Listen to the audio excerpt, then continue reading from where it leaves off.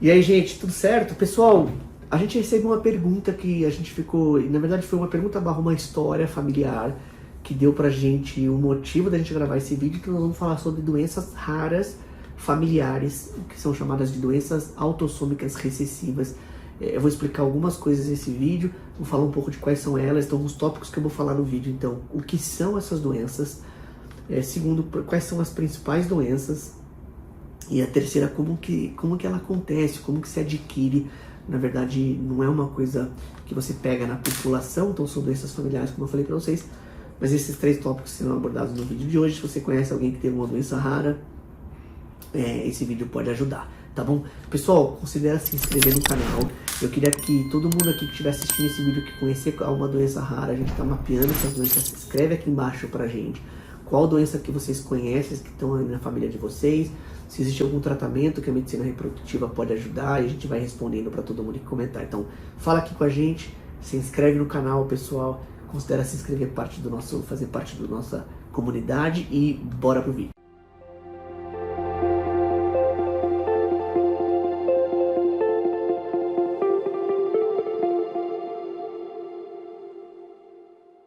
Pessoal, eu vou fazer uma pausa aqui explicando, acho que o primeiro ponto é o que são, e basicamente vocês vão ver que como se adquire vai estar um pouco nessa explicação também. Mas o que são doenças autossômicas recessivas? Então vamos dar essa pausa. Basicamente a gente tem alguns cromossomos, quem conhece a espécie humana, quem estuda biologia da espécie humana sabe que a espécie humana tem 46 cromossomos. Basicamente esses cromossomos eles vêm em pares, né? A gente tem 23 cromossomos efetivos, basicamente no total são 46, e 23 desses cromossomos a gente recebeu da nossa mãe, e 23 cromossomos a gente recebeu do nosso pai. Então imagina que a gente tem um óvulo com 23 cromossomos, a gente tem um espermatozoide com 23 cromossomos, formando ali uma espécie humana, um novo ser humano, um novo bebê. Beleza? Bom, e o interessante é que cada um desses cromossomos, eles estão presentes nos dois, né, tanto no nosso pai e na nossa mãe, e a gente dá número para esses cromossomos de 1 a 23. Imagina que esse número, o número 1, por exemplo, é o maior cromossomo que tem, número 2, número 3, assim por diante, até chegar no cromossomo 22, que são esses que a gente vai basicamente comentar aqui, e existe o cromossomo sexual, que é o 23, que também é um outro par, um que a gente recebe da nossa mãe, um que a gente recebe do nosso pai. Bom, beleza. Então a gente tem dois cromossomos número 1, dois cromossomos número 2, dois cromossomos número 3, assim por diante. Esses 44 primeiros cromossomos são chamados de cromossomos autossômicos, ou seja, são doenças que são cromossomos que não são cromossomos sexuais, são 44 cromossomos e a gente tem os dois que completam os 46 para formar a espécie humana. Beleza.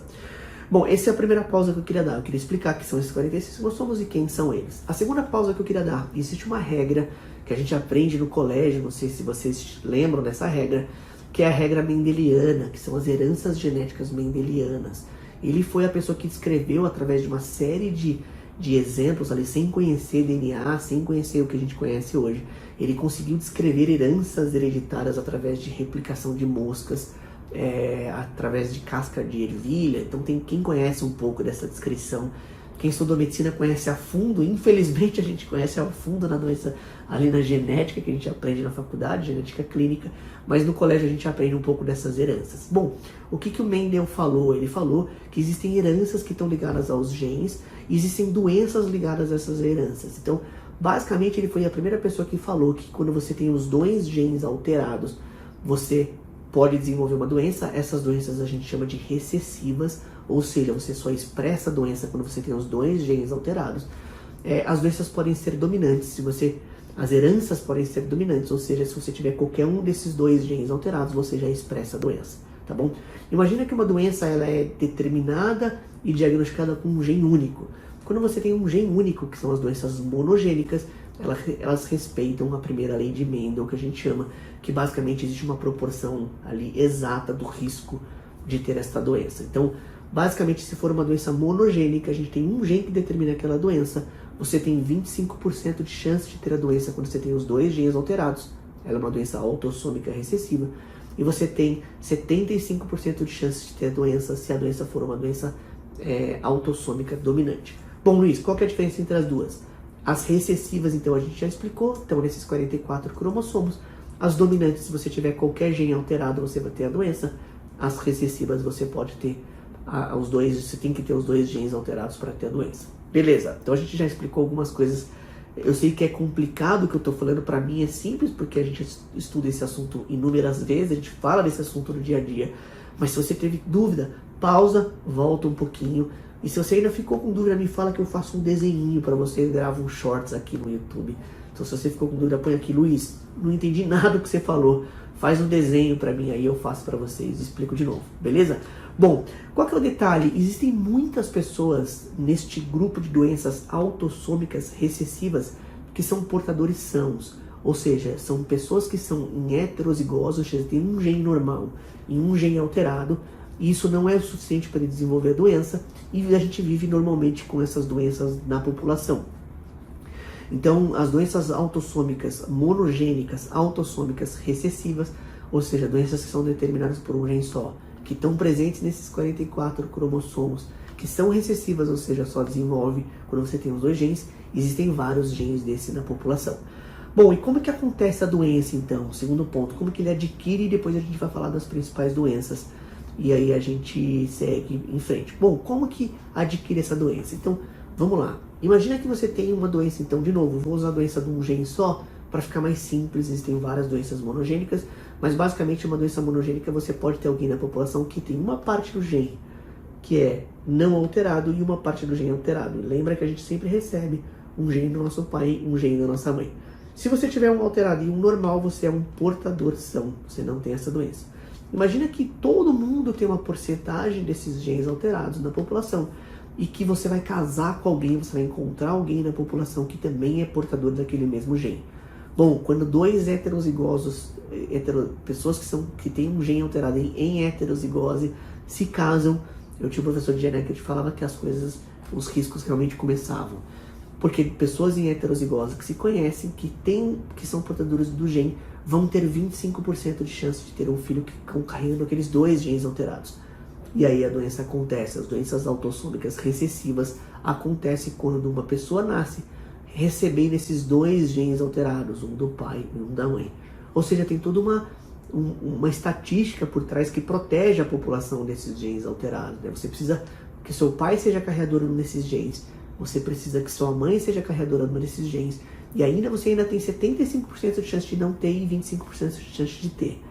Ou seja, não é simples, por isso que são doenças raras na população, mas por incrível que pareça, elas acontecem e acontecem de verdade. A gente sempre brinca que pessoas que têm as doenças, para ela é 100%, porque basicamente aconteceu com ela, não tem retorno, tá bom? Como blindar então? Basicamente a medicina fala um pouco disso, evitar que você encontre pessoas da mesma grupo familiar ou do mesmo grupo próximo ali, porque se você encontra pessoas como primos, assim por diante, existe uma chance bem maior de você encontrar este gene na prole, ou seja, dois primos que se casam, duas pessoas que se casam aqui são familiares, podem encontrar esse gene na família, esse gene pode passar de uma geração para outra.